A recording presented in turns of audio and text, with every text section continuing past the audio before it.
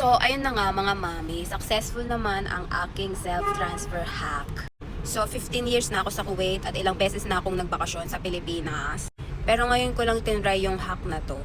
Super mahal kasi talaga ng ticket ng May. Tapos, super late na akong nag-book. So, yung pinakamura na talaga yung aking kinuha. So, mas nakatipid ako ng mga about 13,000 pesos dito sa aking hack. Yun nga lang, wala akong luggage kasi 8 days lang din naman ako sa Pilipinas, so okay lang din yon. So 4 hours connecting ako sa Dubai, so okay lang din naman dahil maganda naman ang kanilang waiting areas. So nakaslip pa ng konti si Mami. So sa Dubai nyo nakukunin yung inyong pangalawang boarding pass. At habang naghihintay, namili muna ako ng konting pasalubong kasi wala talaga akong luggage. Super hassle-free itong hack na ito mga mami. Kaya kung gusto nyo din, pwede nyo rin siyang itry. So, thank you all for watching. Bye!